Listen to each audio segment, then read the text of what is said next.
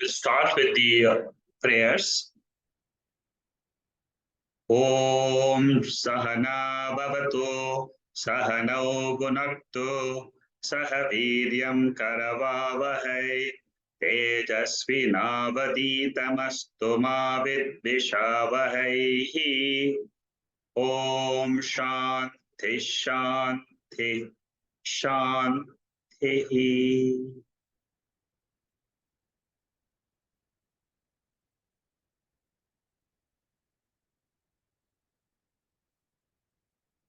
You might have seen that we have changed the prayer, the Shanti mantra, for the second chapter.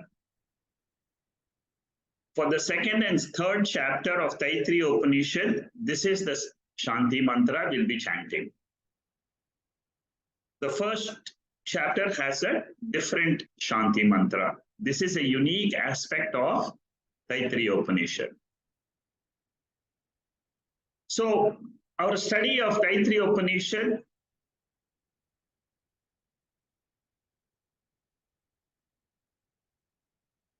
we have finished the first chapter, which is a preparation chapter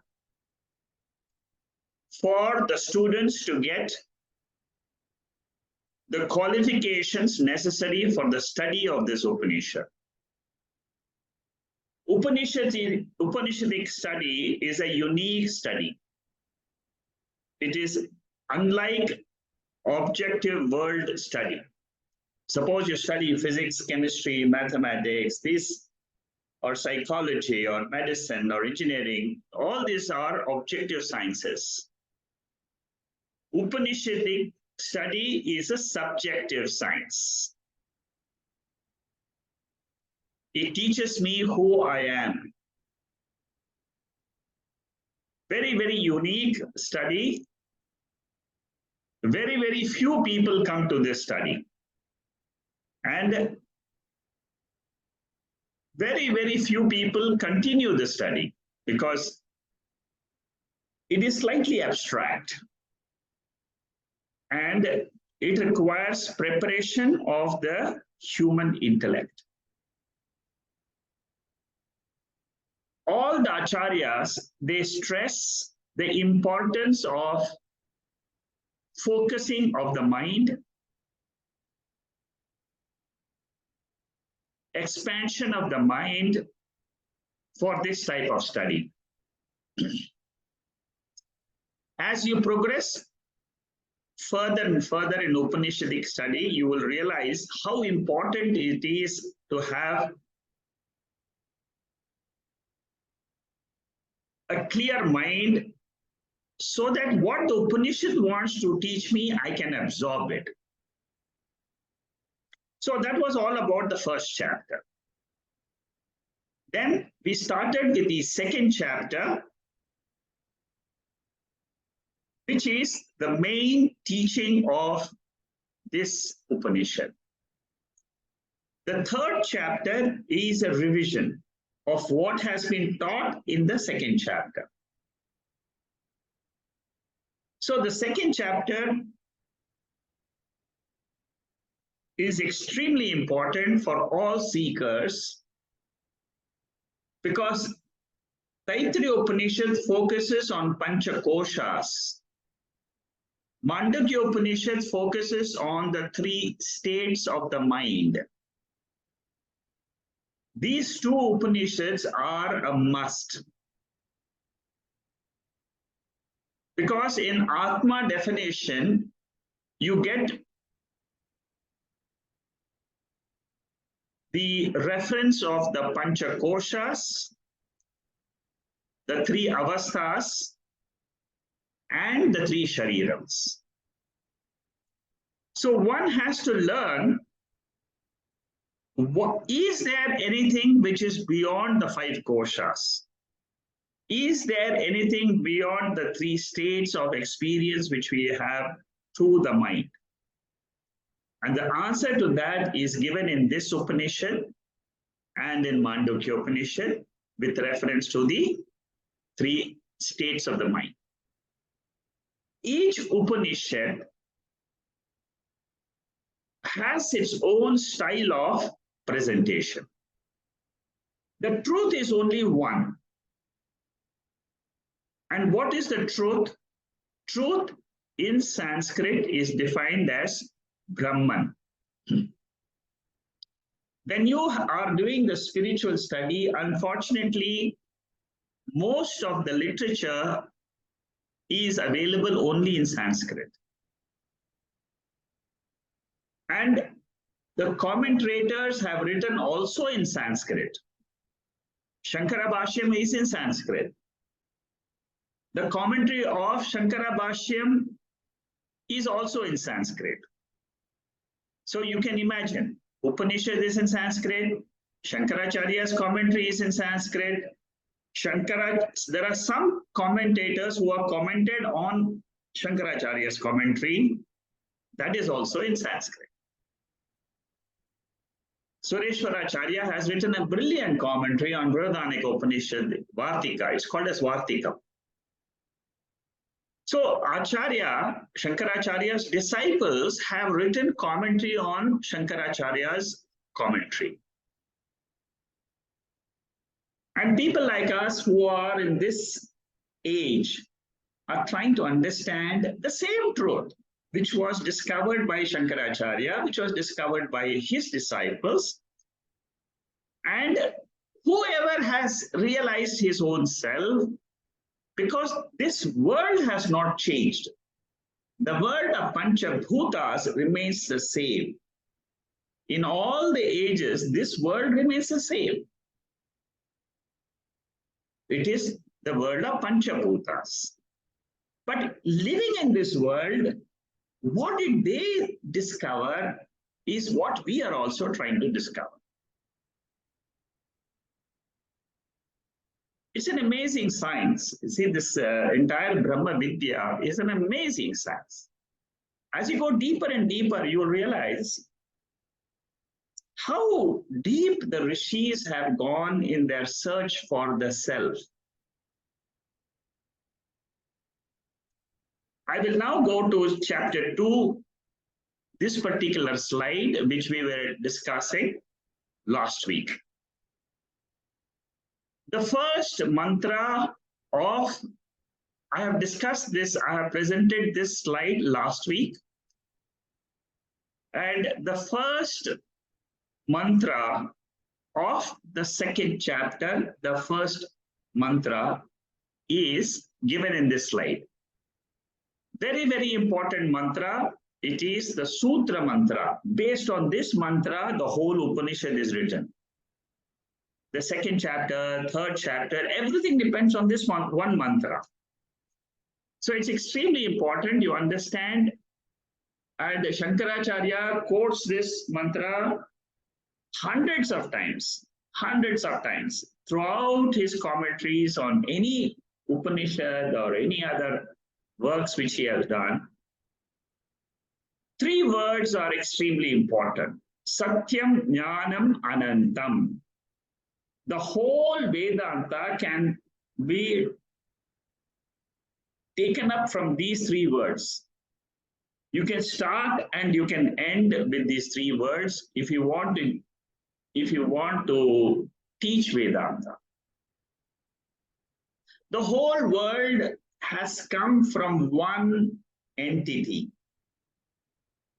The whole world resolves into one entity. That entity is called as Brahman. The nature of that entity is Satyam. With reference to this experienced world, we have to coin certain words to describe what my sense organs cannot perceive. Everything in the world which we experience is anitya. It is changing rapidly. In time, everything changes. But the substratum for this change is changeless entity. That changeless entity is called as Satyam. Satyam here is a technical word. It stands for existence. The normal Laukika word for meaning for Satyam is truthfulness. But here we have to take the technical meaning, which is existence. What is this pure existence? Pure existence means where you are there and the world is not there. That is how I would like to describe pure existence. Do we experience this at all or not? In sleep, we experience Satyam every time. Whenever you go to sleep, whether in the morning, afternoon, evening, anytime you sleep, you experience Satyam. You exist, but the world is not appearing for you. Whatever it is, in your mind, whatever comes in, let it come. That is what is Satyam. Pure existence without the world, without the perceived world. Jnanam. Jnanam normally meaning is knowledge. Knowledge of science, knowledge of the world, knowledge about psychology, knowledge about the universe, and so on. But here, the knowledge has got a technical meaning. The technical meaning is consciousness, Chaitanya, awareness. It is a noun. Like pure existence is a noun. It's not an adjective. Existence of a mobile phone is an adjective. Pure existence is a noun. So jnanam is awareness. Awareness everybody will know because I'm aware of the world, I'm aware of my body, I'm aware of my feelings, I'm aware of my thoughts, I'm aware of everything in the universe.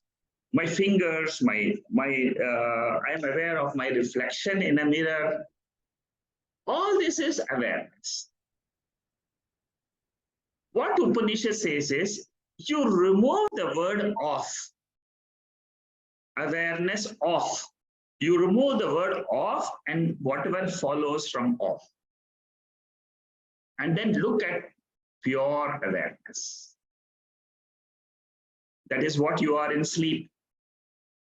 I'm not aware of the world. That is also an awareness. That is also an object of awareness. There is no world in sleep. That is an object of awareness. There is a world in Jagrat Avastha, in the waking state. It is an object of awareness. In the dream, there is another awareness of the world created by my mind. That is also awareness. Awareness is common, but the object of awareness keeps on changing. This is a subtle point. Try to get it in your own mind. I will repeat. Awareness continues without change. Yesterday, today, tomorrow. Awareness is the same. What changes is the objective world. Everything in the objective world is changing, continuously changing. Third word, Anantam.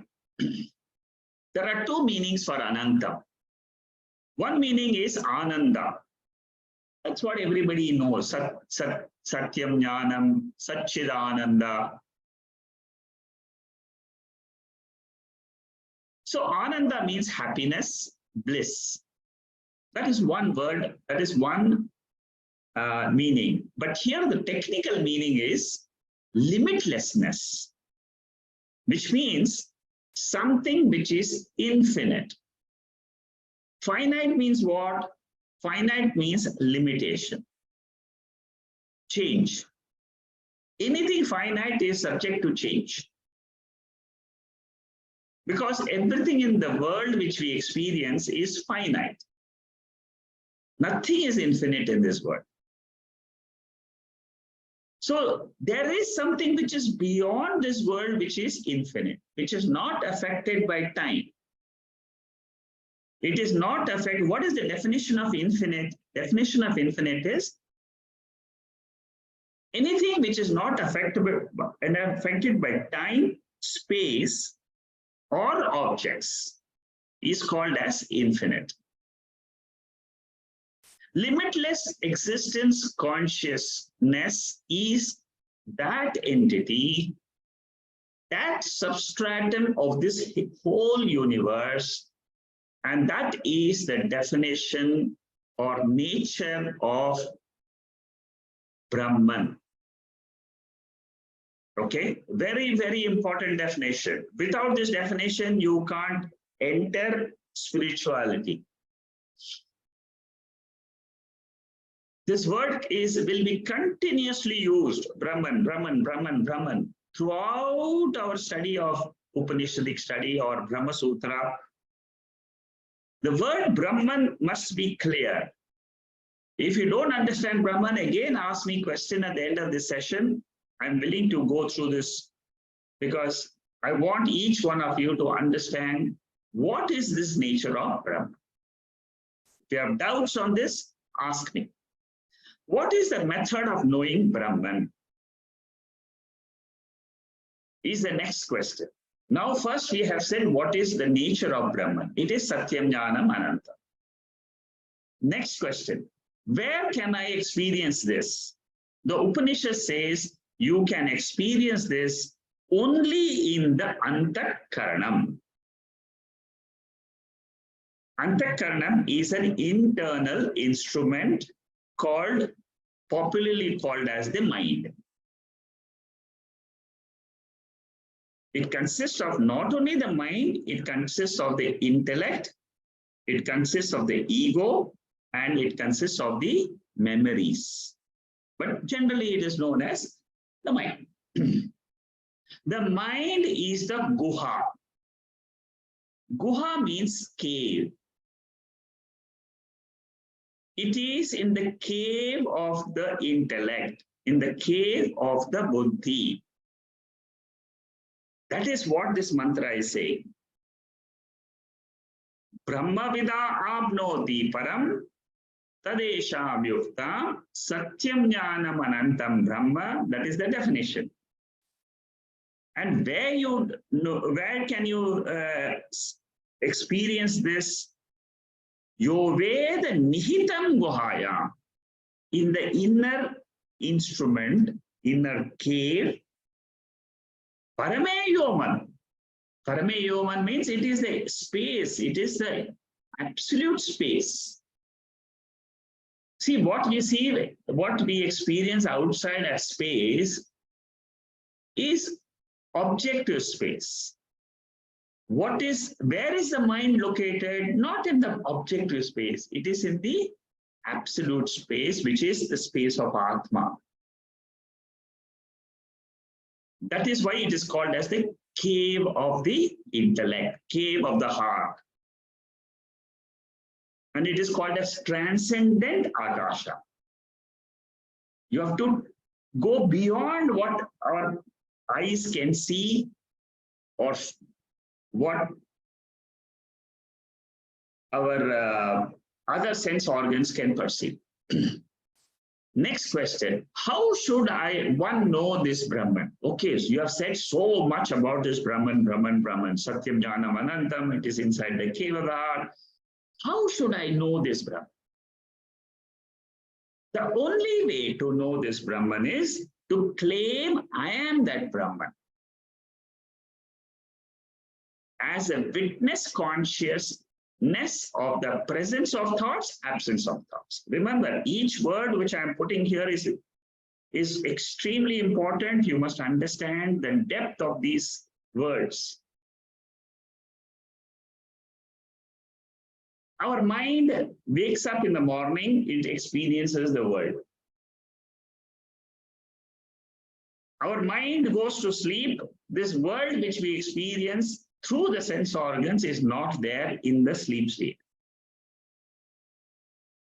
The world enters the mind in the form of vritti, thoughts. So there is an element called sakshi in our antakaranam, which is experiencing the presence of the vrittis in the waking state and also experiencing the absence of thoughts or vrittis in the sleep state. That is called as consciousness, awareness. If you have understood this, it's a very, very big thing. Vritti bhava bhava sakshi rupena vartate. Sakshi exists all the time. That is the only thing which exists all the time. Awareness, awareness, awareness, consciousness. That is why I keep repeating, you must say, I am consciousness. I am awareness. I am sakshi. Remind yourself 100 times if required during the day, because that is what is your real nature is. I am Ajita. I am Bharat. All these are all names given to the body only. Body and mind are given names. But awareness is the same for you and me. So when you claim I am awareness, I can also claim the same awareness because it is all pervading. It is one principle in this world. Brahman also has to be known as non-different from myself. Non-different from myself means I am that Brahman. Unless until you claim yourself as Brahman, your spiritual study is not complete. In Keno Upanishad, there is a very, very beautiful mantra, which is the most important mantra in Keno Upanishad, which is chapter 2, verse number 4. We have done Keno Upanishad. This mantra defines what is our goal of life. Pratibodha viditam matam amritam vindate viryam. Amritam is what is our goal of life. Ultimately, you ask any human being on earth, he will have one desire. What is that desire? Every human being. The desire is, I want to remain permanently in this world. Everyone will say, even if the person is suffering, he'll say, no, okay, the body is suffering, okay, but I want to come back to this world. I want to live in this world again. So, Amrita means everybody wants to live permanently. Everybody wants to live. Nobody wants to die. Nobody wants to lose himself. And how do I get this Amritatvam, this immortality? How do I get this? What is the method to gain this immortality? If you study Shankaracharya's bhashyam of this particular verse, commentary of Shankaracharya, you will have no doubt about this Amritat. Amazing commentary. 9 pages of commentary written in Sanskrit, written by Shankaracharya. Amritatvam. Don't forget this goal of life. Goal of Your personal goals may be, I want to finish my study, I want to earn some money, I want to earn $1 million, $2 million, $10 million, £5 million, and so on. These are all small little goals. They will all change. They will keep on changing. There's one goal.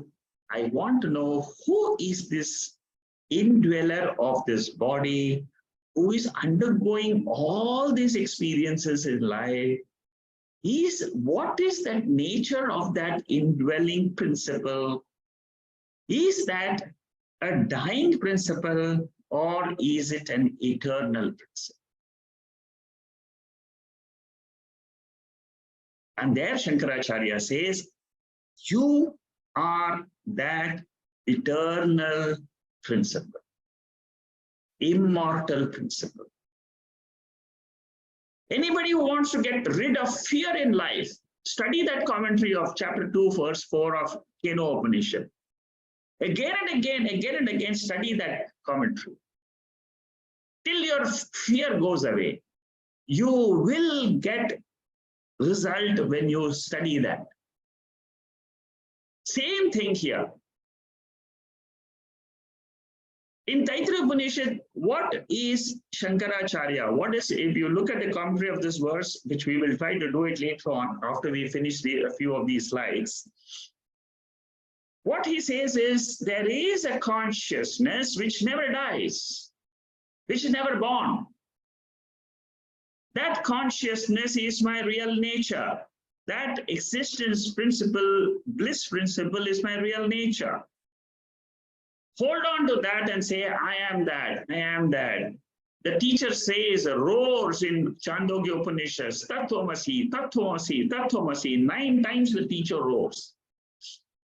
Katha Upanishad, the teacher again roars there. And who is the teacher of Katha Upanishad? Yamadharma Raja.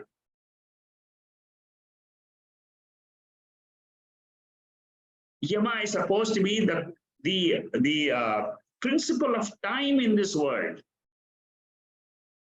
One who has conquered time is Yama.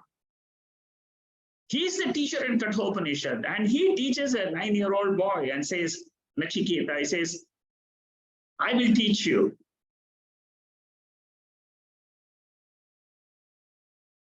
So, this study of Upanishad is extremely powerful, and it is only a question of training your intellect to look in a different way. We all experience the world. We all experience sorrow and joy in the world, and it is a continuous experience. You cannot stop it, because that is the nature of the world. It goes as per the law of prarabdha karma. We are all here enjoying our karma phalams, that's all. But beyond that, I must try to understand this witness principle, this consciousness principle. It is slightly abstract, but let my mind be exposed to this teaching. The more and more I get exposure to this consciousness, again and again in 12 Upanishads, at the end of the study, you will find a change in your intellect. It's a promise of the Shastra. It is a promise by the scriptures. You will start understanding your nature better and better. And you will get rid of fear of death. So that is the beauty of knowing this Brahman. Understanding this Brahman. Understanding the strength of this Brahman. In the Keno Upanishad Bhashyam, Shankaracharya says that dependence on the world, dependence on the God, dependence on these, on money, dependence on relationships in the world, all these are temporary anatma dependencies. He says, drop them.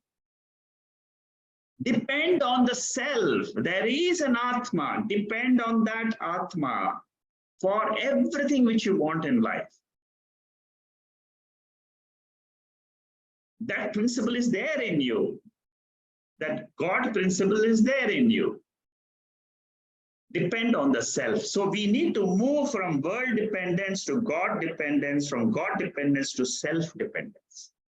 Self dependence is not the body mind. It is the Satchidananda self, the witness, the Sakshi self. So Brahman has to be recognized as I, the witness of the presence or absence of thoughts in the mind, as Aham Brahmasmi. I am that witness consciousness principle. Repeat this 1,000 times in your life, you will find change coming in your mind. You will find that you're able to handle your problems in the world much, much better. What is parapraptihi? This is what is called as parapraptihi. Parapraptihi means it is fulfillment in life. Soshnute sarvan kaman saha. It is the attainment of all pleasures which you have been looking at in the world. Simultaneously fulfilling all the desires in one time, in one stroke, is this knowledge of Brahman. Sarva Kaman Prapti, Sarva Ananda Prapti, state of moksha, it is a state in which you get total fulfillment. When you say Aham Brahmasmi, when you say I am that awareness principle, you have dropped your identification with the body. For that moment, if you can continue that throughout your life, holding on to that self, holding on to that Sakshi as I. What happens to them is that the ego I loses its charm in the world. The ego I slowly calms down. The Sakshi I grows in you. When the Sakshi I grows in you, the mind becomes light. It feels light. Otherwise, it is bharam. It is always full of thoughts of the world, worries of the world, anxieties of the world. Shokha nivritti and bhara nivritti. Freedom from sorrow, freedom from the fever of worries of the past, anxieties of the future. That is the phalam, that is the benefit, the fruit of the study of Upanishads. So this is the brief introduction to the whole concept called Brahman. It's a very, very important concept. It has to be thoroughly absorbed in your mind. It takes time to absorb this. Even if you are listening for the first time, don't worry. Keep listening, keep listening, keep listening. That is the only methodology our teachers have told us to get to the bottom of this study. How does the Upanishad elaborate on this Brahman? Because the Upanishad has defined Brahman, has said, okay, there is an entity, there is something in this world you should know in your own intellect. But how? How can I know that Brahman in my intellect is the next question. This the Upanishad itself addresses. So the first way to understand is to understand how there is Srishti is taking place, how creation takes place. And then that is one aspect of the elaboration. The second aspect is, how can I know that Brahman in me? That is what is called as Panchakosha Viveka, discrimination of the 5 sheaths or the coverings of this Atma. That is the main gist of this whole Upanishad. From the first Anuvaka to the 5th Anuvaka is the gist, essence of this whole Upanishad. So the first is, it talks about creation. The second portion is, the second topic is about how to realize this Brahman in myself. And then the last one is, what is this Ananda? What is happiness in life? Does the happiness belong to the world of objects, or is the happiness of the self reflected in the objects? Is the analysis which we do in the 8, 9, and 10 Anuvakas. Anuvakas means mantras.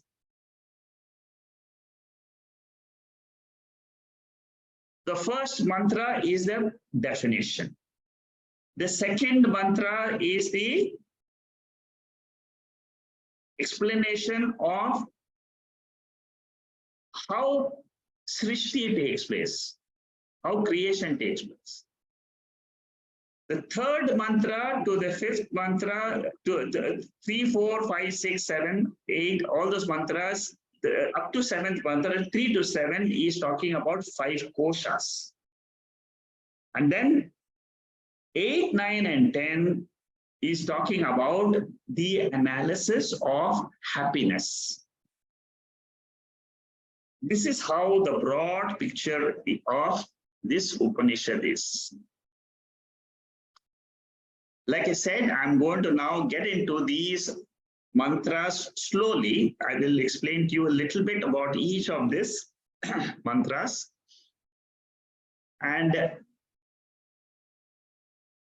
then we will go through some of these mantras in depth later on when we do the Bhashya.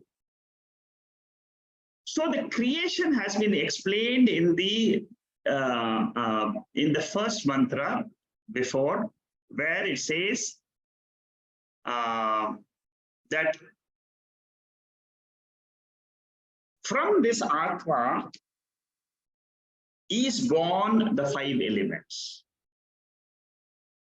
And there is a step-by-step process of how the elements are created is mentioned in Taittriya Upanishad.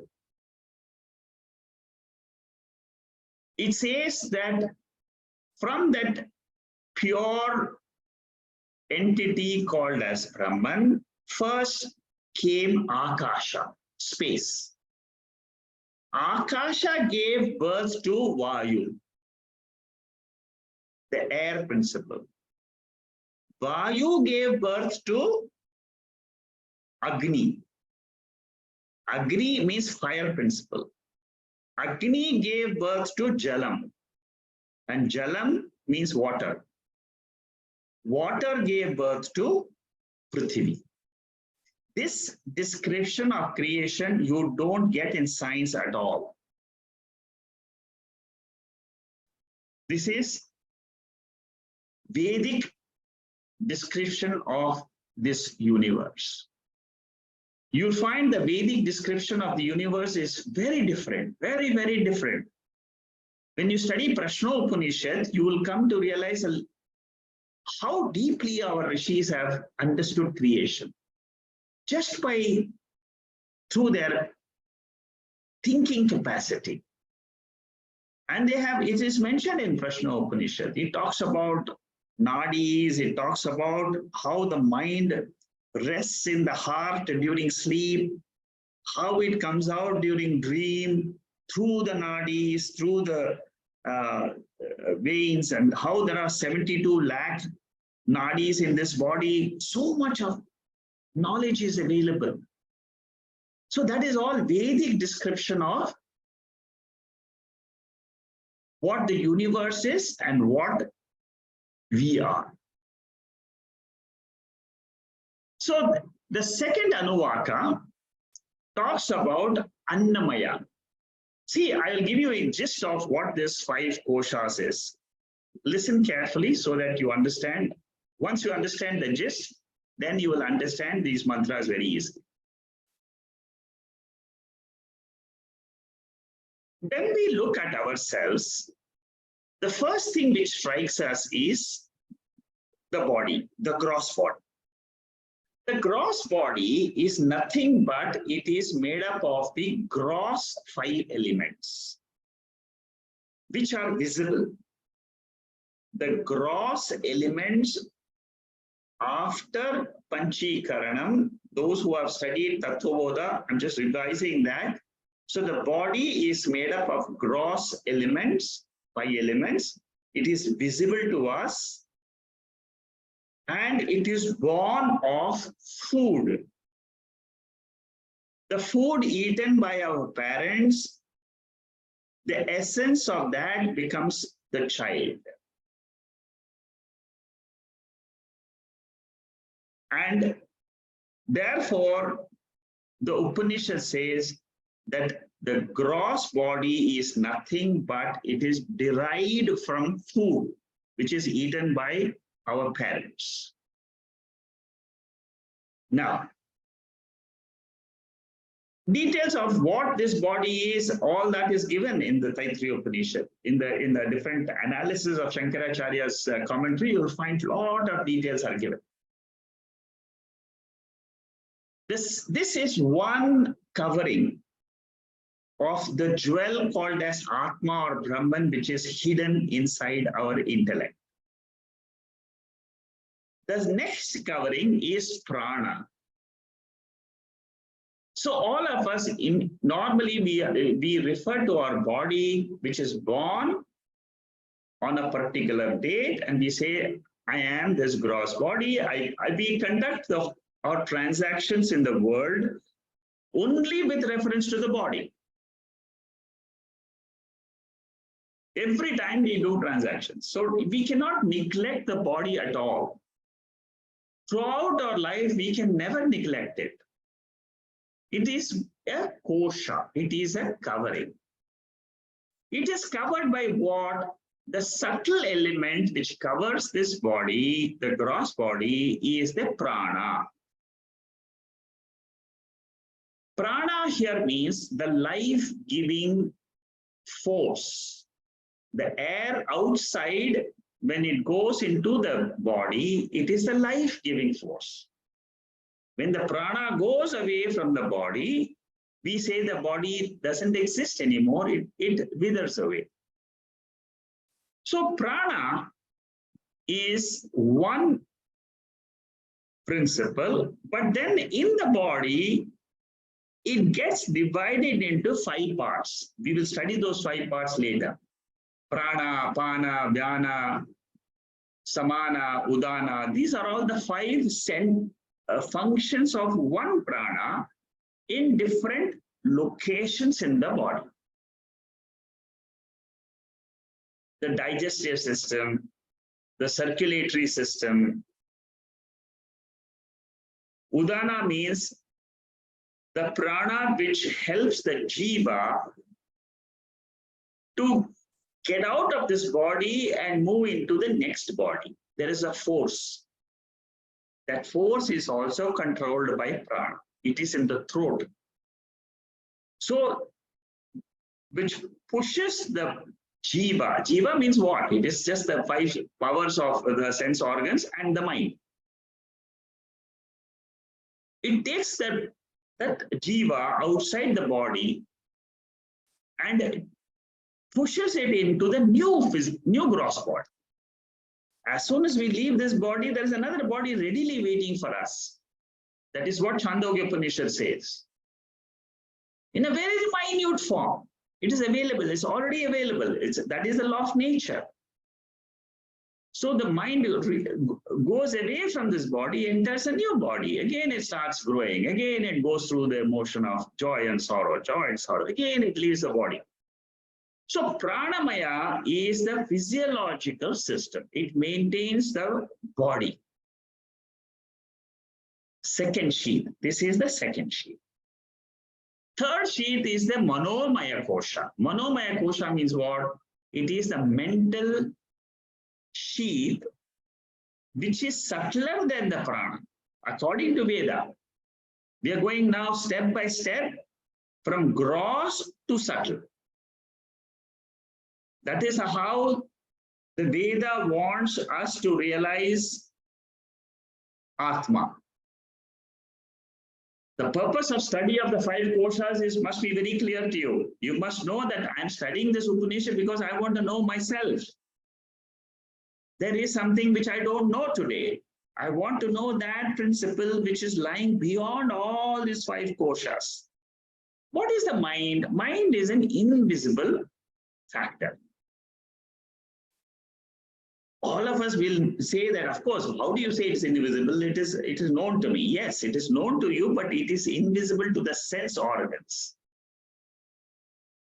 What is the principle which witnesses this mind? That is the Sakshi principle. That is the consciousness principle.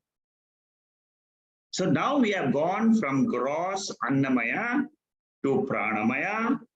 Now we are getting to Manomaya. Manomaya means it is the faculty of emotions. Constantly thinking, one after the other. That is mind, full of passions, full of different types of conditions of anger, joy, jealousy. All these are conditions of the mind. And each one goes through these conditions. As per what? As per the law of karma. Now comes the fourth layer, which is Vijnanamaya Kosha. Vijnanamaya Kosha is a slightly higher compared to the mind. It is a determining principle in this body. Karta Bhokta. Today, I want to do these 10 tasks. Who decides that? Buddhi, intellect. That is called as Vijnanam. Much more subtler than the mind is this Vijnanam. I want to go and enjoy a movie. I want to enjoy an ice cream today. It is the Buddhi which is deciding. Immediately you should know, I want to plan a holiday in Bahamas. I want to go to India next year in 2024. I want to go. So all these are all Buddhi. The Buddhi is the Karta in this body, the ego I. The Upanishad says, beyond the Buddhi, there is one more kosha. There is one more layer. And that is the layer of Anandamaya Kosha. Anandamaya Kosha means the happiness which one feels in his mind. Ananda is felt in the world of objects, and Ananda is also reflected in our sleep. Priya, Moda, Pramoda. These are the three levels of Ananda in the objective world. I will explain later on when we come to happiness, when we do the analysis of happiness. At that time, you'll understand this. Priya, Moda, Pramoda. Grades of happiness. According to the vritti and the conditions of the mind, we experience happiness in the world. Beyond that Anandamaya Kosha is Atma, is my real self. So when I learn to drop the five koshas through an intellectual process, I will reach the ultimate inner essence of myself. So Upanishad doesn't stop there. That is not the end of Upanishad. Upanishad says that whatever is your inner essence as Atma Now you have to take that Atma, and then this is the Jivatma, which is with reference to this body. Upanishad says that there is Paramatma, which is the Atma of all the human beings. It is the Atma of this entire universe. Ishvara. That is also of the same nature as Satyam Jnanam Anantam. So Upanishad says, your Atma, you merge it with that Paramatma, and then when the merger takes place, what is the unified Atma is called as Brahman. Because the essence behind the individual self and the essence behind the whole universe is one entity called as Brahman. This is the whole spiritual journey of Taittriya Upanishad. Kena Upanishad had its own style. Shrotrasya Shrotram, Manaso Manoyat, Vacho Hi Vacham, Pranasya Prana. It went into an analysis in a different way. What is behind your sense organs? What is behind your eyes? What is behind your ears? Is this Atma? Here, what does it say? What is behind your Annamaya Kosha, behind your Pranamaya Kosha, behind your Vijnanamaya Kosha? Is this Atma? In Mandukya, what will they say? Behind the Jagrata Avastha is Atma. Behind the Swapana Avastha is Atma. Behind the Sushupti Avastha is Atma. Atma is the same, being discovered in Kena Upanishad.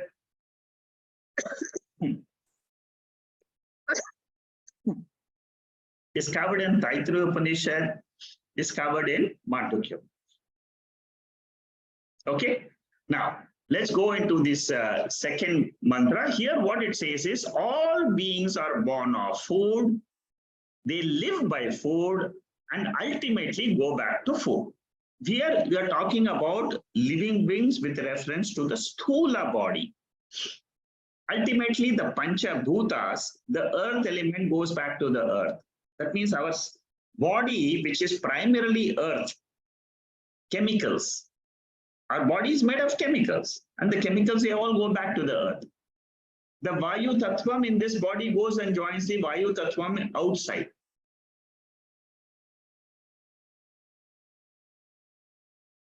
So the Panchabhutas, they merge, their body is coming from food and it merges back to food. So those who meditate on Brahman as this food principle, from where this whole all the living beings are coming and going back, then they realize the food sheet. There is an inner layer to this food sheet, that is in the second mantra. It says there is an inner soul, which is called as the prana.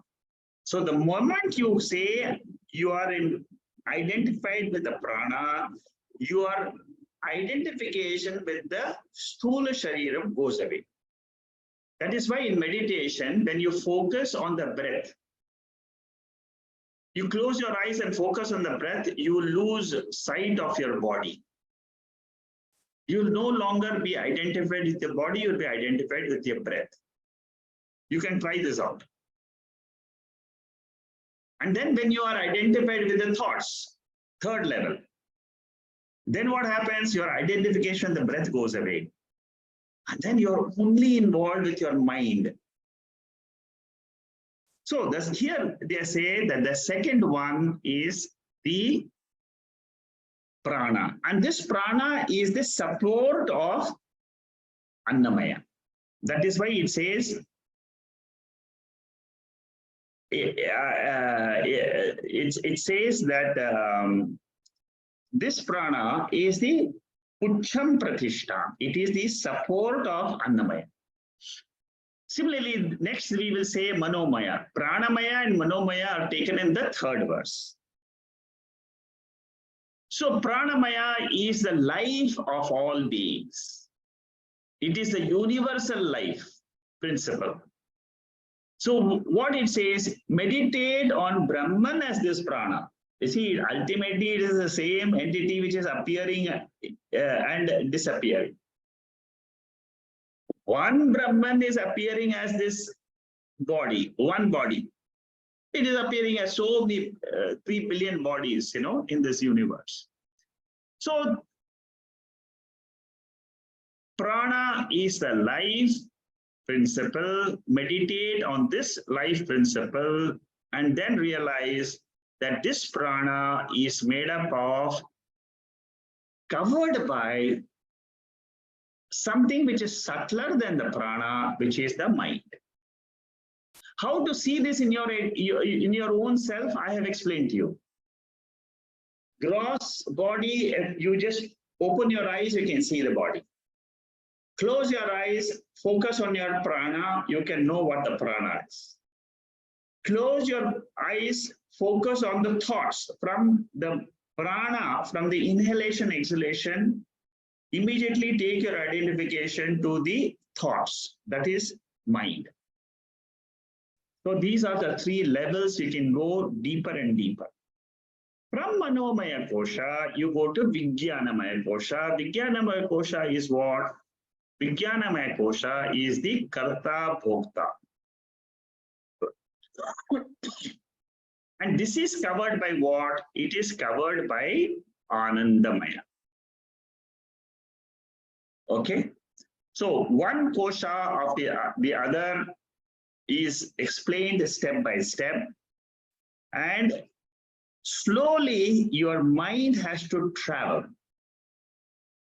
from one covering to the second covering to the third covering. In the 5th mantra, Vijnanamaya is covered by Anandamaya. Anandamaya is mentioned. And Vijnanamaya means it is knowledge principle. You get knowledge of the world, knowledge of your Swarupam, both constitute Vijnanam. Any type of Vijnanam. See, you have, this is not awareness. Awareness of the knowledge in your intellect, in your buddhi. That is what is Vijnanamaya. And then Anandamaya is the bliss. Okay. So that is the 5 koshas in short. We will study them slightly, a little bit more detail when we study the Bhashyam. How Srishti gives definition of Brahman. There are 2 ways in which Brahman can be defined. One is to say that it is its Swarupam of Satyam Jnanam Anantam. That is one way to define. The second way of definition is that this is a cause of the universe. The Karanam is Brahman. What is the Karyam? The Karyam is the product. Product is what? The world. Like, for example, water is the cause, wave is a product of water. Gold is a cause, chain, bangle is a product, karyam of gold. Similarly, for the whole universe, what is the cause? Satyam Jnanam Anantam Brahma is the cause and the world is a product.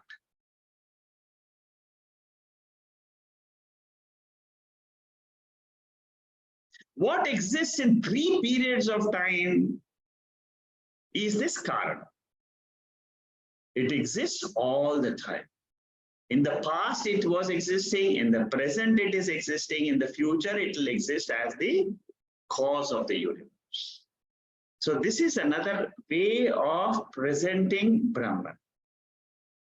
Brahman is a non-dual principle, and there is nothing called as the world if your focus is on this pure consciousness, pure existence principle.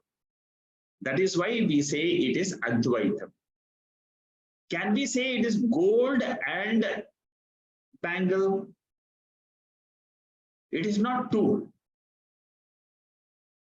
Gold is itself appearing as the bangle. Awareness, consciousness principle, which is my real essence, which is the cause of the universe, is appearing as this body, the gross body, or the subtle body, or the causal body. It is the principle of time in the universe. Nasato vidyate bhavaha, na bhavo vidyate satah, ubhayoropi drishtontara. The one who sees existence and non-existence, that principle is called as Brahman. This is how Lord Krishna describes in the second chapter of Bhagavad Gita, very, very important verses from verse number 12 to verse number 30 of the second chapter. Each and every verse is a jewel. Srishti Prakriya reveals Satyam Anantam Brahma. See, Brahman by itself, if you look at it, it is an independent entity. But when you look at the creation, you say the cause is Brahman. Whenever the Srishti is not there, Brahman remains as Brahman.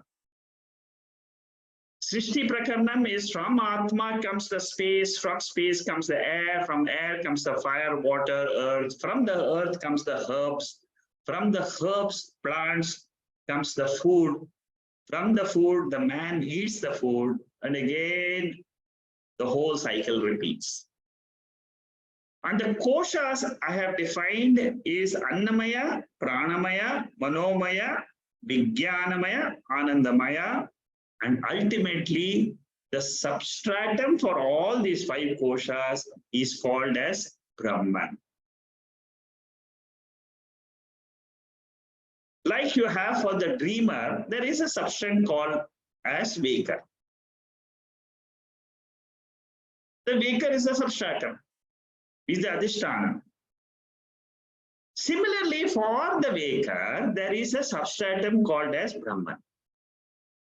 That Brahman is defined as Satchit Ananda Principle. That is what we are ultimately going towards. That Brahman principle is the same for the whole universe and my body.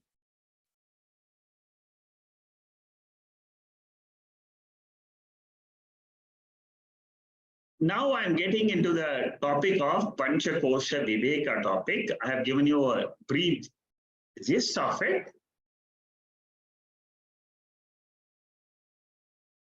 Brahman is the ultimate truth principle from which the Akasha takes birth.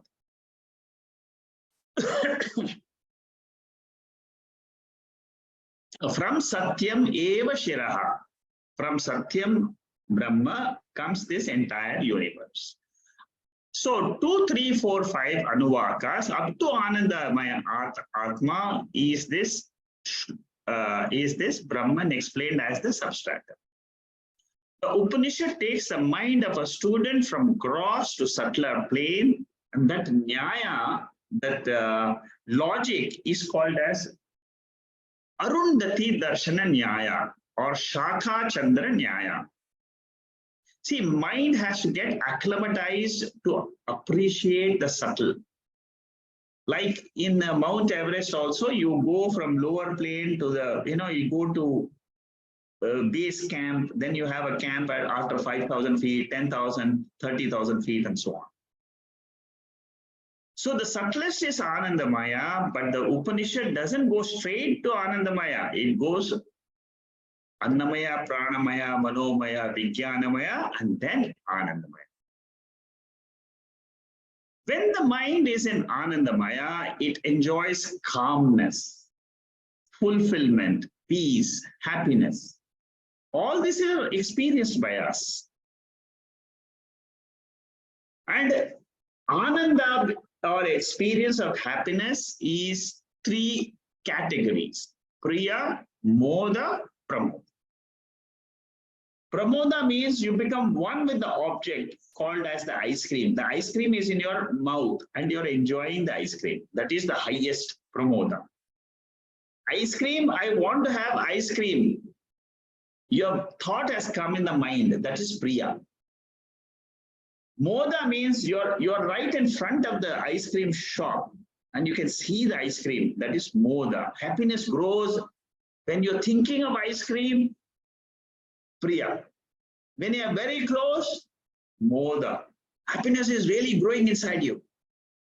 Ice cream is in your mouth. Pramoda. Oh, super, fantastic. So that is Anandamaya Kosha. It is only a kosha. It's covering what? It is covering Atma. Remember, it is covering Atma. How to come to Atma? In a calm mind, you have to come to Anandamaya Kosha and then say all these three things are only an object of me, the witness consciousness. After the Ananda goes, something remains in this body, that is Ananda Atma. What was I experiencing? It is only, they say, this is what we have to take from the Upanishad, that joy in the objects is only a abhasa. It's only a reflection of the happiness which is my own nature. So it is ultimately the witness conscious. Why it is called witness? Because it doesn't participate in the transactions. Atma, the nature of Atma is that it is avyavaharya. It is transaction-less. But in its presence only everything happens.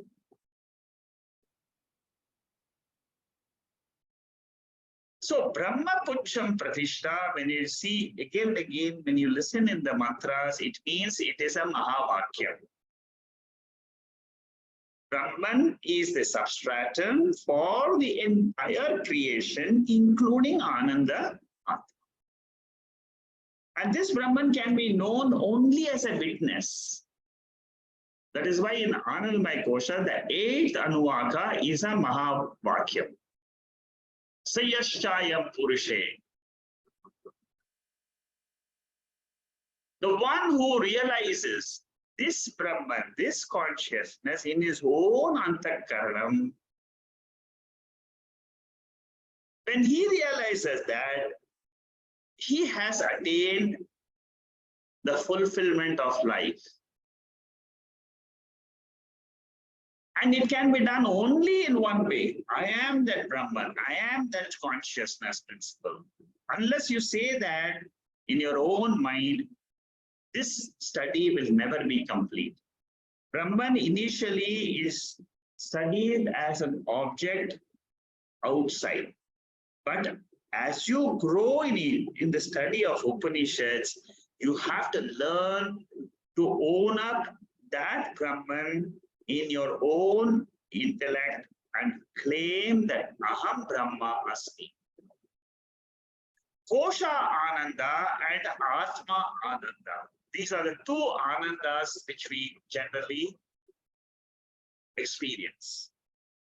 Kosha Ananda means it is Pratibimba Ananda, reflected pleasure in the objects of the world.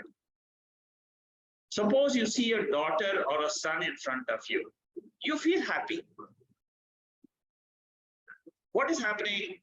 According to Veda, it says that the happiness which is your inborn happiness gets reflected in the son in front of you. Oh, I'm very happy to see my son, or my wife, or my husband, or a friend. It is a reflected Ananda. Not about the original Ananda. Original Ananda is Swarupa Ananda. It is the Ananda of my real self, of Atma. Pratyeka Atma, the inner essence of my body. And it is always there to experience. I am that Atma is always there. But only thing is, I didn't know that. Ignorance is covering the Atma Ananda. Atma Ananda is not subject to gradation. It is always the same. Whereas the Kosha Ananda, which is Ananda reflected in my mind, that one gets into three grades: Priya, Moda, Pramod. When you study the Taittriya Upanishad, there is a verse there which says, which gives you the analysis of the different levels of Ananda in different lokas. Manushya Ananda, Gandharva Ananda, Deva Ananda, Indra Ananda, Prajapati Ananda. These are all denizens of different lokas. Their happiness is higher compared to the Manushya Ananda. But Manushya Ananda, one thing you should remember is, it is only Pratibimba, that is a Bimba Ananda. What is the Bimba Ananda? What is Pratibimba? Pratibimba is the Kosha Ananda. Bimba means the original Atma Ananda. That is the same for everybody. It is attained through sense objects. That means the Kosha Ananda is attained through contentment of sense objects. Or it can be attained through Vairagya. Either I fulfill my desires and get Kosha Ananda, or I say I don't want this, because that is Vairagya. You have developed a quality in you to live in the world without that Ananda. One who has Vairagyam also gets only Kosha Ananda. How does one get Atma Ananda? Only by the study of Upanishads. You have to learn what is Atma, what is Kosha Ananda, what is Bimba Ananda. Step by step, you have to learn. Your intellect has to absorb. It is not like you just listen once and then you forget about it. This knowledge has to percolate deeper into your own mind. When you're walking on the road, you must think of these things. It comes automatically if you are absorbing it. Otherwise, you have just listened once and forgotten. So the Atma Ananda is the Ananda enjoyed by a Jnani. He has eternal Ananda. He doesn't depend on the world. He says the world Ananda everybody enjoys. The Ananda which you experience in the world is momentary. When the conditions are there suitable, you get that happiness in your mind. Suddenly the condition changes, the temperature changes, your Ananda is gone. Somebody leaves and goes to, your friend has come and gone to Delhi now. Your Ananda is gone out of the window. So what Upanishad says is, understand the relative nature of happiness or joy in the world. Once you understand that the joy in the world is relative, learn to withdraw from that joy and then come to the Upanishad, study what is Atma, what is the nature of Atma as Satchidananda Atma principle, eternally available principle, consciousness principle, which is aware of your waking state, which is aware of your sleep state. That consciousness principle is Atma Ananda Swarupaha. Bhajagovindam, this particular second verse,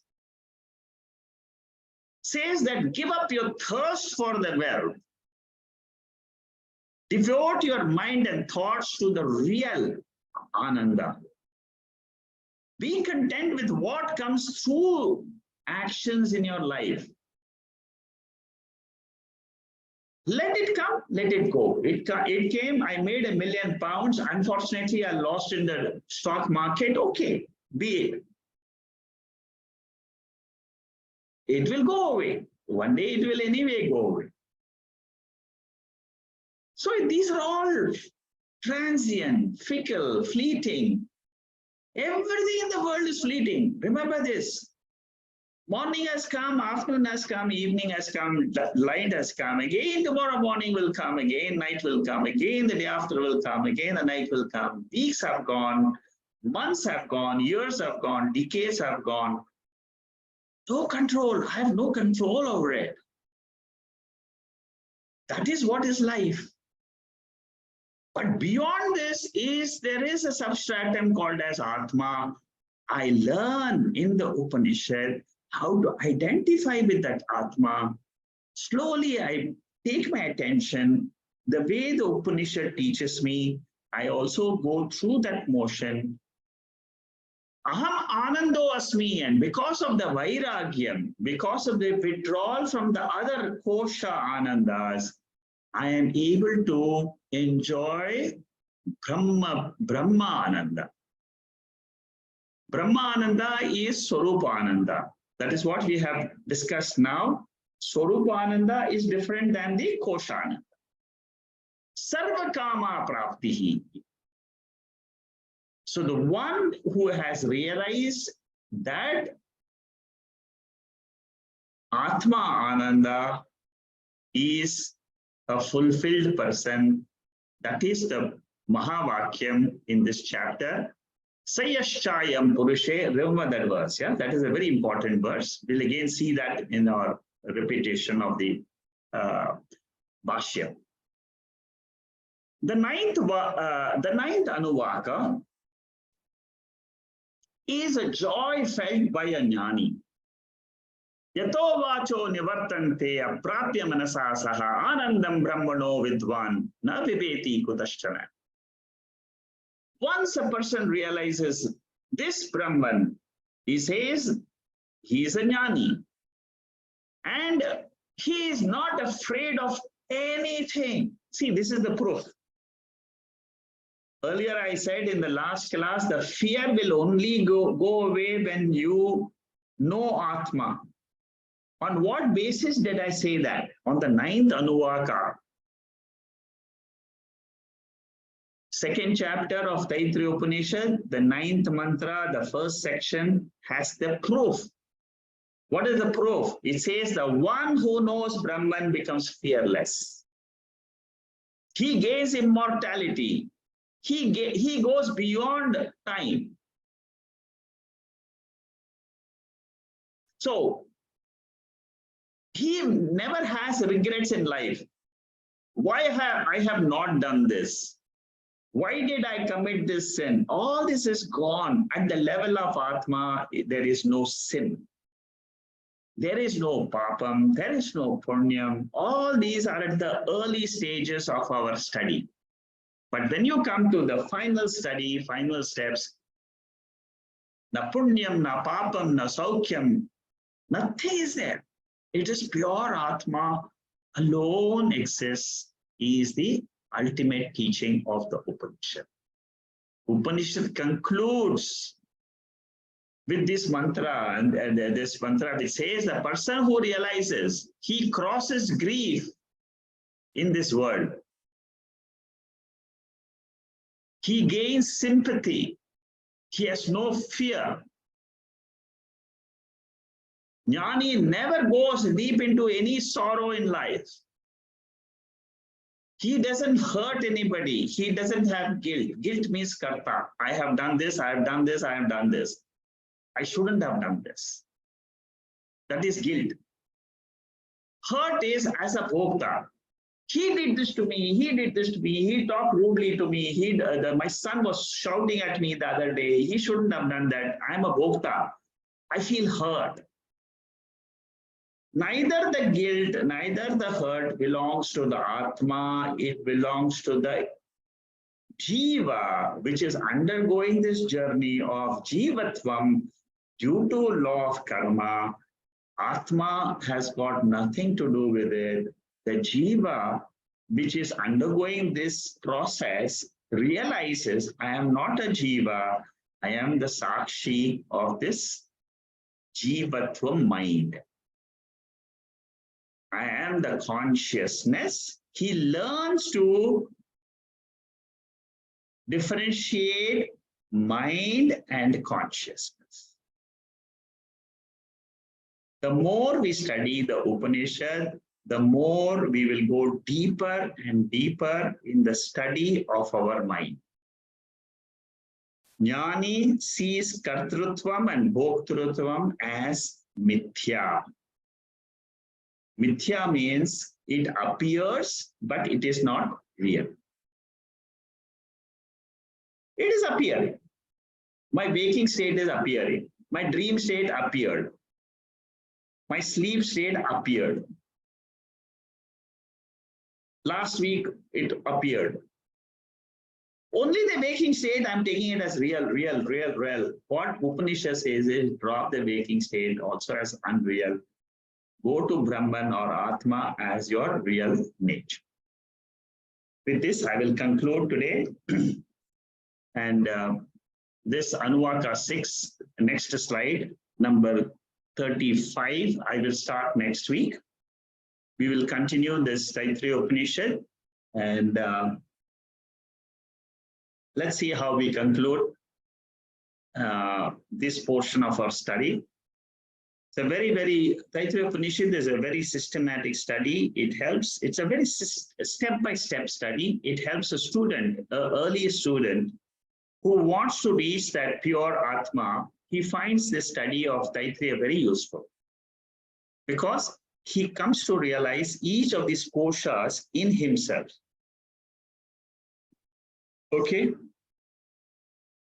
Purnamada Purnamidam Purnaha Purnamudachade Purnasya Purnamathaya Purnameva Vasishyade. Om Shanti Shanti Shanti. Hari Om Shri Gurubhyo Namaha. Hari Om. In case you have any other questions which you want to ask, Shanmugam is unmuting everybody. You just have to unmute yourself in your laptop, and then you're free to ask a question. Sekharji? Yes, tell me. Yeah, I have one question about the mind and intellect. Yeah. So the like and dislike is belong to the intellect or belong to the mind? Mind. Anything which is wavering, I like this, I like this, I don't like this, I don't like this. Likes and dislikes belongs to the mind. You see, mind and intellect are very, it's just one antakaranam. It's only one instrument. Okay. Thank you. It is only one instrument, and it belongs to the mind. Thank you, Secretary. Okay. Yeah, Shama, go ahead. Hari Om, Shikhaji. Yeah, tell what me. A beautiful, wonderful analysis, and especially so as you were going along, of course, like questions were coming, but then I'll go backwards from where you have ended, you know. So your analysis, the way you've done of the Kosha Ananda, yeah, and the real Atma Ananda, is just absolutely so beautiful to reflect on that, you know, because it quite clearly explains the difference, you know. Yeah, that's a very important chart. I have gone through the step 4 or 5 points in that chart. Yeah. Save the charts for your future, because many people, they get confused between the Kosha and Ananda and the Atmananda, the Swarupa Ananda. So that chart is very useful, and keep it at the back. Anytime you want to understand the happiness which you're feeling, and the happiness which is your own nature. See, when it comes to own nature, your mind has to stop, because you're deep within yourself. The moment the mind stops, that is the time when you are experiencing your true Atma. Yeah. So this chart obviously is something very beautiful to hold that in front of you and do the reflection faced with a whatever be the situation or this thing. So Yes. I'm going to print it out and I will actually use that in a practical way. So the question is, this Ananda, so you very beautifully explained and in the Tattva Bodha, what we get, it looks like it's more of an outline, Yes. while in Taittriya Upanishad, you're actually getting the real joy Yes, of it. that's The correct. meat of, Yes, meat yes. of it. You see, Yeah. Tattva Bodha is a very basic text, whereas Okay. When you come to Upanishad, you are going into very deep analysis. And I have only covered maybe 5% of the analysis. Yeah. When you study the Shankaracharya's Bhashyam, the commentary, 95% is there. Wow, wow, wow, wow. So the question is, and to me, it was looking like, when you said the Anandamaya Kosha, and it is almost like the gradation, you hear of something is Priya, it is very near to you, it is Moda, that anticipation, that excitement of, that is Moda. And when you're actually inside it, you're really in the nectar of it. And to me, what is appearing is this whole study of the Upanishads. It is almost like you hear it from a distance. Like that's why I was making this comparison between you hear of something in Tattva Bodha, then you come here, and then you continue to reflect on it. So, and to me, then what it is also helping, and please correct me because I don't know whether it's correct to think of it like this. The Priya is something like dualists, so the dualist. Yes, it is dualistic. Yeah, is dualist, there is God and there is this Jiva. Yeah. So it's a dual, this thing. I am here, the Jiva, and Ishvara is there. So there's dualist. While Moda is nearly getting close, so it's Vishishtadvaita. Yes. And the Pramoda is absolutely the Advaita, has to be. Yeah, it's good. That is one way of putting it. Yeah, no, I just thinking that if I have to reflect it in terms of spirituality, then that's really to figure out, because we've got just so many different spiritual disciplines in our Hindu system, isn't it? Yes. For each person. So it's just happy to reflect on that.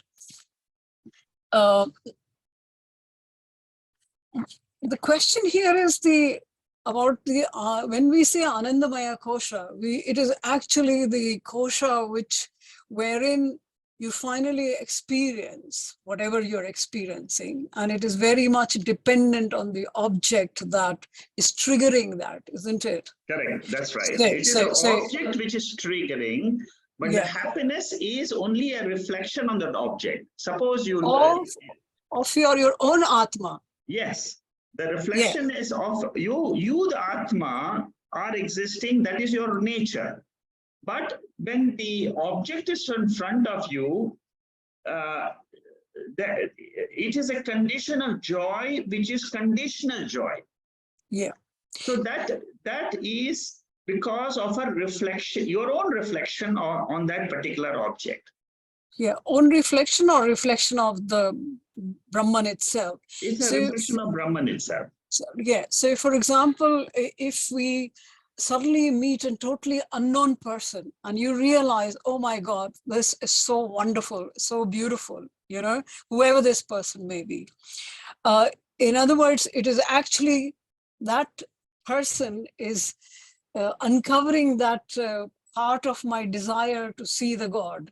That's correct. Yes, you're right. Yes. Yeah. And that is why. So it's not the person himself or herself, but it is that I can see the unlimited joy in that person only because it's uncovering that part of me.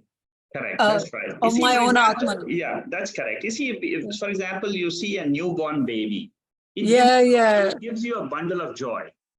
Exactly. But, a newborn baby, you look at the face of the newborn baby and gives you a bundle of joy. That is an expression of the way God wants you to experience joy in this world today. That's it. This is almost like the near perfect, isn't it? If we think Yes. about individuals. So the trouble with most as we keep growing up is that we start seeing too much of defects and all of that. But that particular child, and that goes for really all children, isn't it? Yeah. Yes. Yes. So that's that. When we say Anandamaya Kosha, where is the dukkha experienced? That's also in the same Anandamaya Kosha. The opposite of Ananda is dukkha. Is that also in that same locus? In the same locus, there is dukkha. The as well? opposite side of Ananda is dukkha. So in this world, it is not only a joy, but this world is full of joy and sorrow. Yeah. So some people have more of joy and some people have more of sorrow. That depends on your day. Your day today may be, you have more of sorrow, less of joy, or more of joy. That is what is determined by karma. So your question is whether sorrow is also in the same locus. Yes, it is in the same locus. The antakaranam is the locus for enjoying the joy. It is also a locus where you are away, totally away from your Atma, and you're lost in the object outside. For example, suppose you are thinking about hatred of one of your friends. That person hates me so much in life. I've done so much good to that person. See, you are away from your Atma. You're focusing on that person again and again. You're almost not there. Yeah, you're almost not there. I mean, see the distance you have lost. There you have fallen down from your Atma to that lower nature of the world. And my very last question which was from the... See, we've gone through the Annamaya Kosha, the Pranamaya Kosha, and so this Manamaya Kosha and the Vijnanamaya Kosha, which also will form part of the Sukshma Sharira, isn't it? Yes. Yeah. How does it, because Atman is away from all of these Panchakoshas, how is it that after we die, this Sukshma Sharira is actually can attach to this my own Atman and go on into the next life? I find this very difficult to even conceptualize that, although because this the thought process, Vijnanamaya, is actually coming from the organic material, isn't it? Which is the brain. So it's coming from the mind and the brain function. So it should all actually be finishing with the body itself. But we say the Sukshma Sharira persists as impression and goes with the Jiva after we die. You go back to your experience of dream. I see. And then you study your dream vis-a-vis the waking state. Right. See, from dream, you're so much involved in the dream world and real, and and it appears so real when you are in the dream world. And in a split second, you wake up and alarm rings and you just, the entire dream world is gone, and then the cause of the dream world gone is just an alarm. 8 o'clock morning has come and you have to rush to the office. That's it. Similarly, in the waking world, you can drop everything when you are with Atma. The moment you are with Atma, I am Atma, full stop. And you can stop with it. You can drop your 5 koshas and remain as the pure Sat Chit Anand. Yeah. It's possible. You can sit down, you can practice this in meditation. it is a tested, it is not, you are not the first one to test this knowledge and applying it to yourself. It is true. You have that anubhava and you will feel everything is possible, because remember one thing, the entire waking world is Maya Shakti. There is a power which projects this waking world, dissolves this waking world, projects this waking world, dissolves this waking world. Remember, that is the power of that Atman. Yeah. When We you must respect understand that. it as a power, it becomes very easy. Yeah. We must respect that. That is Yes, ultimately you it have is. to respect. In Keno Upanishad, Shankaracharya throws a debate. He says, how come you are telling me drop the dependence of money, drop the dependence on God also, and then you say have self-dependence, that is the ultimate security for you. He says, how is it possible? Where does the individual get the strength to drop this and be with the self? The answer is given by Shankaracharya himself. He says, don't underestimate the power of the self. Self has got unlimited power to project this world and dissolve the world. So if you depend on that unlimitless power, limitless power which is there, and say that I depend on that limitless power in this body to take care of me, drop everything else and say, I will depend on that. Then what happens? He says, then world dependence and God dependence can be dropped, and then you can have self-dependence. So basically, it is a question of that power comes from within. There is a source of power in all of us. The only thing is we have not tapped it. Which can be even greater than the Maya Shakti that. Yes, you are, that is right. You see, you are, once you are with your Atma and says, this Atma is the ultimate in this entire universe. I'm one with that Atma. And then you keep on going deeper and deeper into that Atma principle in your body. He says that is the source. Don't ever doubt that source, he says. He says, Atmana vindate viryam. He says that moksha, the balam for moksha, comes from Atma. The power to get away from this world is coming from that Atma. The strength comes from Atma. Atmane Vindita Viryam. Atmane Vindita Viryam. This Amritatvam means moksha, immortality. This is Keno Upanishad. Yeah, Keno Upanishad, chapter 2, verse 4. Oh, yeah. Pratibodha Viditam Matam is the beginning, the first quarter of the mantra. Shankaracharya's commentary on this mantra is outstanding. All seekers of this Vedanta who are studying now, at some time, please go through this commentary. It's brilliant. It is something out of this world. Go through it. First time you understand it, yes. Second time understand it, yes. Go through it again and again. This Shankaracharya's commentary on this verse is really amazing. He goes through all aspects of Vedanta in this one verse. So is this like the fast lane in the motorway? Yes, it is the fast lane. You have studied so many Upanishads. You have studied so many thousands of verses.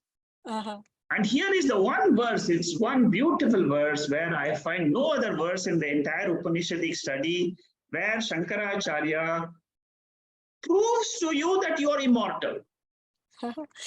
So, have you done this for meditation? No, not yet. No, that is it. But cannot. Yeah, No. This verse. yeah, this verse I have not taken it for I meditation. was just thinking about it. Yeah. Yeah, maybe I should take it up for meditation. Wow. No, especially after the way you were It proves explaining. that you are an immortal soul. Mortality is athyasa. Yeah. I So- am mortal is a thought in your mind. It is an assumption you are making about your nature, which is a misconception. Yeah.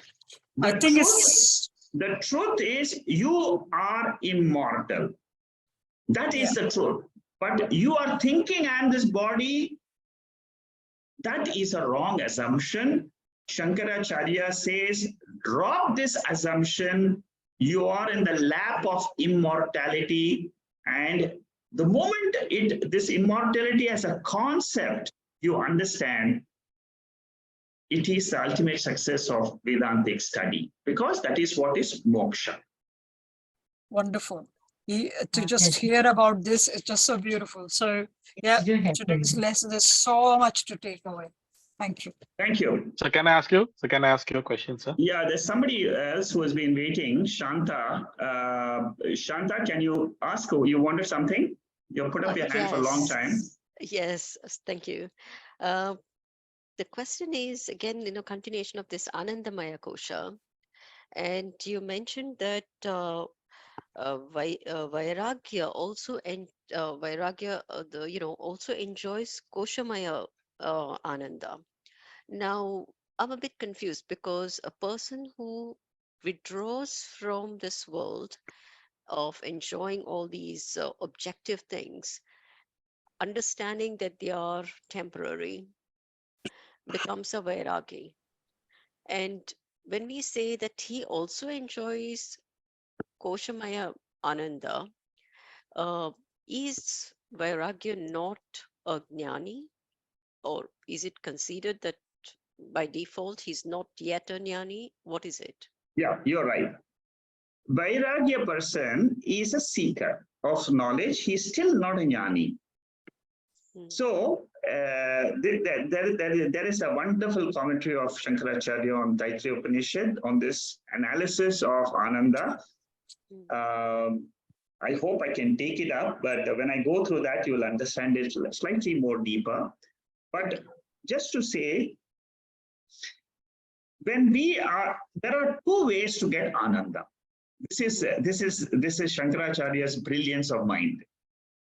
He says that one way is to say that the world is real and I'm going to enjoy the world and keep on enjoying the world, objective world. That is the Priya Moda, and that is one way of getting the three Anandas, which is known to all of us. You have more money in the bank, you feel more happy. If you have only $10,000 in your bank, you feel less happy. So this is understandable. We also can understand. Now, how is it possible that the same Ananda of a Manushya who is enjoying in the world, how is it possible this Ananda enjoyed by a person who is withdrawing from that world also gets the same Ananda? That is a big question mark. But he says, Shankaracharya, he says, it is true. Because what happens to a person who is withdrawing from the world? He is withdrawing from the world means his thoughts about the Rajoguna is gone. And when the thoughts about the world are reduced and he is still not a jnani. He has not come to the level of saying that the world is mithya and all that. He is a seeker, he is a student. He says that I will not go in for joy of the world, I will go in joy for the Atma Ananda, which will come later. But I will withdraw from the world. You see, a person who has got 10 saris or 20 dresses, and a person who has got only one sari or one dress, the ananda of that person who is having one dress, he says, I'm very happy because I'm happy with that one dress. I know some of my friends who live with only 3 shirts in their whole life. They live they say that it's enough for me. Just 3-4 dresses, that's it. And there are people who have 3 cupboards full of clothes and they're still not happy. So basically, this is a proof which is given by the Veda. Okay. And it says that a person who withdraws also gets the same ananda, which a person who gets fulfillment for the world gets it. There is one verse in the Taittriya Upanishad called as Ananda Mimamsa. That verse, which when you study, there it clearly, Shankaracharya mentions that, he says that 14 lokas are there. The 14 lokas, the Ananda in each of this, the 7 top lokas, he says, even if it is Brahmaji, his Ananda, Prajapati, the creator, his Ananda of creating the whole universe, he says the grade of Ananda of a Jnani is higher than the creator itself. Because you see, the creator also it's a reflected Ananda. He's looking at the world and enjoying the world that he created. It is Bimba, it is a Pratibimba Ananda. Bimba. Okay. It is a reflection of the original Ananda of Atma. So very clearly Shankaracharya and in the Taittriya Upanishad, it clearly says that you go to any loka, anywhere in the world. For example, generally people say people in London and America, they enjoy a better ananda than the people in, say, Singapore or India or something. So, of course, you know.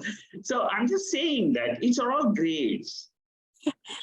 These are all grades of human mental conditions. Ultimately, it is the mental condition which decides the joy and sorrow which you're experiencing. Okay, thank you. Your own mental condition, you may be very, very happy with your own life and say, I am happy the way I am. God has given me whatever I have got in this world. I'm happy with it. Shikhaji, you've inspired a very joyous thought in me just now. And so am I right in concluding the joy a jiva can experience of Brahmananda, even Brahman himself cannot experience the joy? See, ultimately, it is not an experiential joy. No. You become Brahman itself. Yeah, then that is right. Even Brahman is Ananda is, but ultimately it is merged. You can say. But one step before that, yes, it's just such a joy to be in that Brahmananda state, yes, because you are enjoying it all the time, So yeah, it's so beautiful. Yeah. Okay. So Shanta, have I answered your question? Yes, thank you. Yeah. Okay. Yeah, Vishal. Yeah, Vishal. Yes, sir. So today's lecture was absolutely fantastic. I loved it, sir. Thank you so much. So my question is a little bit different from my self-study. My question is Jivan Mukt equal to Ishwar? Jivan Mukta is equal to Ishvara. Is that true? Yes. The moment you are a Jivan Mukta, you are as good as Ishvara because you have dropped your Jivatva. So all Jesus Christ, Shiva, Krishna, all are Ishwars. All are Ishvara. All these They all are are different names. You see, whether you call it Jesus or Shiva or Vishnu or Devi or anything is only one principle, which is Ishvara. The word Paramatma is used for Ishwar or for the Brahma? Paramatma is generally used for Ishvara. Not for the Brahma. Not for because Brahma. I thought Brahma, Atma and Paramatma. Huh. No. See, Atma, Paramatma, Brahman. Okay. When you say Atma means it is Jivatma. Then when you say Jivatma, then automatically Paramatma comes. Right. And there is something different than both of this Jivatma and Paramatma, and that is what is Satchidananda Atma. That is what is called Right. as Brahman. Right, sir. That's it. Yes, Okay. I'm answered. Yeah, So, yeah, Sekharji, Manikandan? Sekharji, yeah, actually related to the Santa's madam's question, this Brahmanandam is beyond the karma. The objective joy what we are enjoying in the world is due to the karma palam, the Yes, joy and sorrow, and correct, the correct. Brahmanandam is beyond this karma. Is it right? Absolutely right. You see, the joy in the world is only belonging, it is a karma phala. It is a fruit of actions done by the jiva in the previous world. So, suppose you're enjoying a good family, suppose you're not enjoying a good family, both are karma phalams. Both are the results of only past actions. Whereas Brahma Ananda or Atma Ananda is Swarupa Ananda. It is nature. It is my own nature. Nature means it can never change. Nature means there are no gradations in that. Nature means it is eternally there, always there. Whether I know it or not, it is always there. So the moment you say Brahmananda or Atmananda, you should always remember it is nature. Go through that slide where I compared Brahma, Atmananda, Swarupananda, and Vishayananda. Go through that slide carefully. You'll get a lot of clarity of what is this happiness which we are enjoying in this world. All happiness which we enjoy is only a reflection of that Atma. Wherever it is. So you see, the reflection can be it depends on the mirror, your mind mirror. You see, your mind mirror, if it is very dirty, it cannot reflect that Ananda. Suppose your mind is very, very agitated and you're always looking at all the wrong things of life. Why she did this to me? Why he did this to me? What happens then? The good things of life also you don't realize. See, when your mind is too much engrossed with all the doshas of the world, then the gunas, the good things of the world, you are not able to recognize.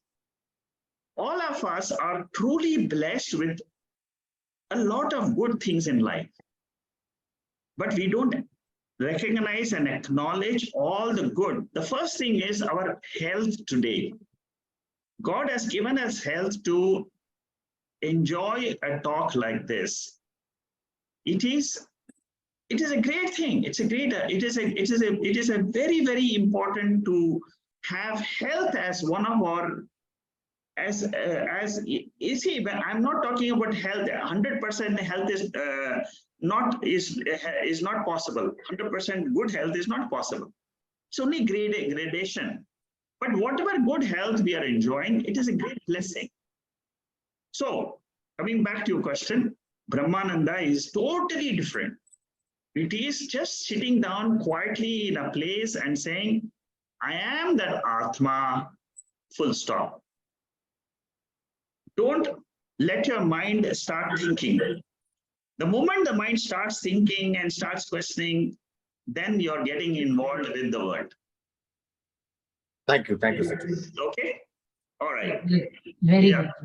Yeah. Anybody else? So but last one question, sir, if you permit me. Vishalia, Yeah, go ahead. can I ask one more question? Yeah, go ahead. So Vishal. this was with regards to reflecting medium and reflected medium.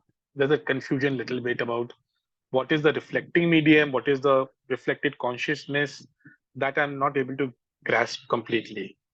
If you can just give an example to explain. Okay.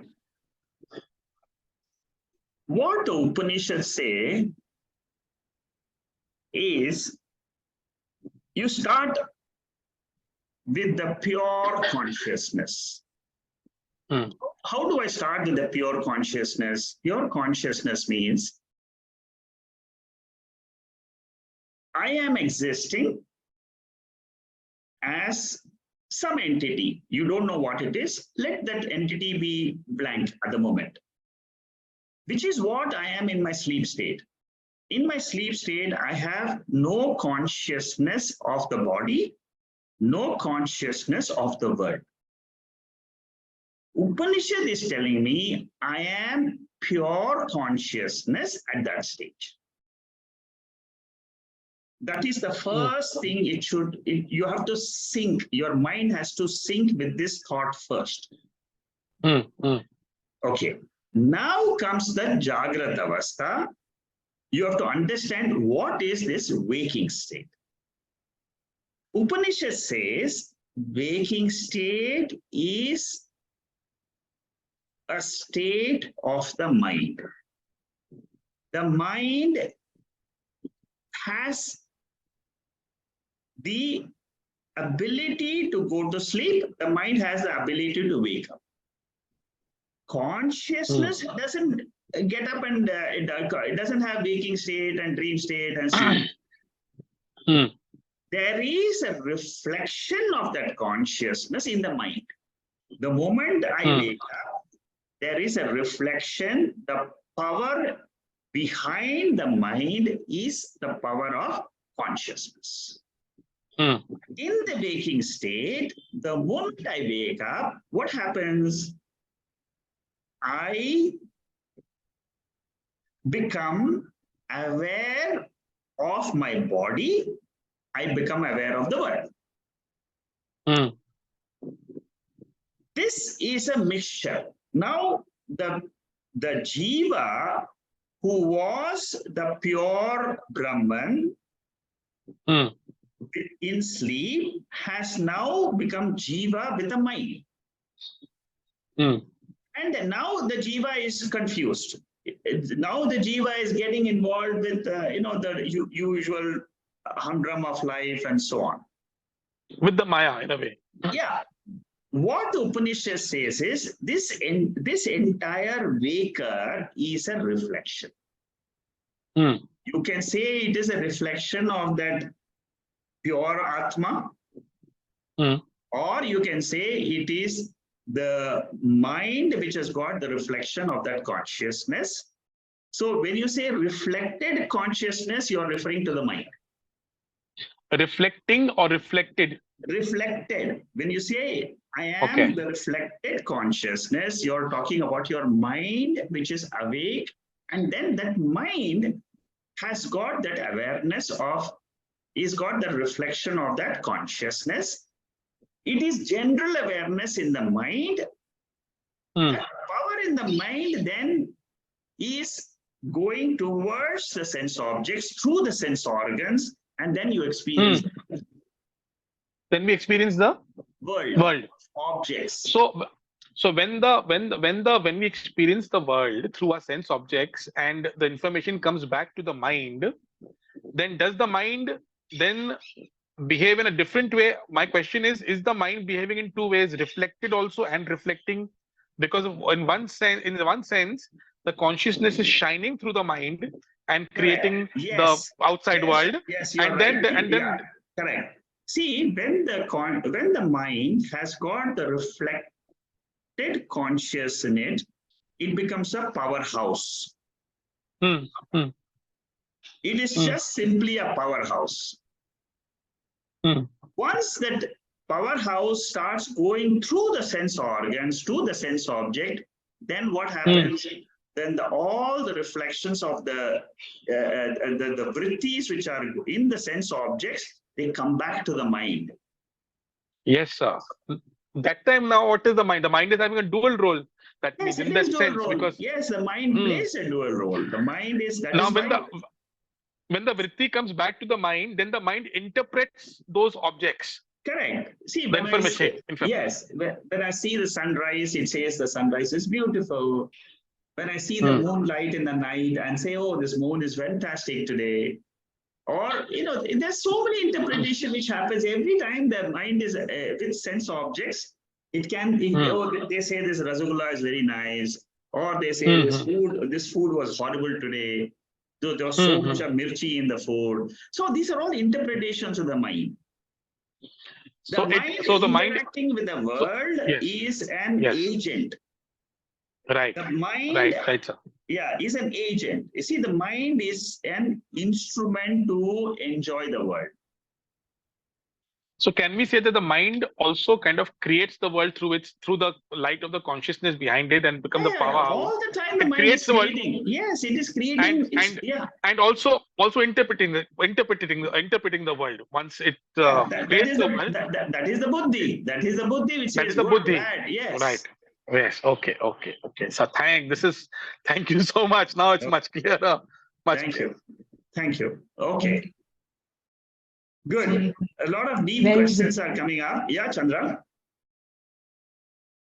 Very nice. Okay. Shekhar, Yeah. no, you told about the Taittriya Upanishad. That one I was quite very impressed. The what do you call the context of that number of the statement it made, that is something to do with the world also, correct? Yes, you're right. And whatever you see is a knowledge that leads to immortality. Is it true? Yes. See what he says, Shankaracharya, in that chapter 2, verse 4. Oh, yeah. Yeah, what he says is, everybody wants to be immortal. That is an innate desire in all of us. Okay. I want to remain in this world. I want to enjoy this world. I want this. But the problem is, we identify with the body. Right. And we say, I am immortal. We say, I am mortal. So what Shankaracharya says is, stop this identification with the body as yourself and see how your nature is immortal. Nature means what? I am awareness. I'm not the body. I am awareness. I am conscious. I am conscious. I am consciousness. He says the nature of consciousness is immortality, is immortal because it is always there. Immortal. Yes, consciousness is immortal. Okay. And that is your nature. That is what I am. That is what is the Upanishad trying to teach me and everybody who is doing Vedanta. Right. And it Whatever. says, yeah, whatever you think you are, you drop that notion. Dropping the notion is called as freedom from samsara. Right. Just drop the notion from your mind. Again, tomorrow, if you think that I'm, I'm going to die, and let this thought get away from your body, get away from your mind. If you practice 10 times to tell your mind that I am immortal, I am immortal, I am immortal, your mind will start believing that you're immortal. Right. And that is the truth. That is the only truth which you come to Vedanta. You come to Vedanta is to learn something about yourself. That self is immortal. That self is nothing but pure ananda. It is pure nature. That is the nature of that Atma. You can confidently say that because ultimately the source for Atma is the Upanishad or Veda. You just have full faith in that Veda, which is teaching you this Atma principle, which you never knew before. So the difference between an ignorant person and a knowledgeable person What is the difference? The difference is only ignorance. You are also Atma, the other person is also Atma. The problem is a Jnani. Jnani means what? A person who has studied a little bit of Upanishads. And he knows, okay, even if you study a limited amount of Upanishad and have understood that I am different than the 5 koshas, that itself will give you a limited joy, which will at least, it will be one step ahead of thinking I am mortal, I'm mortal, I'm mortal, you know. So you will get away from the sorrow of mortality and learn how to claim this immortality. That is the brilliance in that second chapter, 4th mantra of Shankaracharya. Reading the commentary again and again, a person who is who wants to get this immortality, you will get it. I mean, once you read and understand, it is only a question of understanding. But they say the world itself, there's invisible Brahman. So in other cases, we also have 2 choices. From the world, we can also get immortality. And secondly, the real knowledge that we get from the Shastras, also another way of getting knowledge. Yes, you're right. You're right in this statement. See, what the ultimate truth. This is again, what you have said is correct. 100% it's correct. The world is Sagunam Brahma. Yeah. The truth is Nirgunam Brahma. Nirgunam Brahma is appearing as Sagunam Brahma, and it resolves into Nirgunam Brahma. That is the fact of this universe. Right. Which is what you have stated. I'm just putting it in other words, that's all. But this is the truth. This is the truth from the Upanishads. Correct. Good. Nice, Chandra. Anybody else has a question? Good. If not, if not, we'll close today and we'll continue our study. There's a very very interesting session on happiness and Ananda, and this is a good discussion because it clears a lot of doubts in people. Taittriya Upanishad is a brilliant Upanishad because you can easily relate to the koshas. You see, that is the beauty of this whole text. You can relate to it because it is your own mind, it is your own buddhi, your own intellect, and then you're also experiencing happiness. Right. So, because you can easily relate to it, the whole Upanishadic study becomes very interesting. Right. Thank you. Good night. Thank you. We love you, sir. We love you, sir. Thank you, Sekar. Thank you so much. Thank you.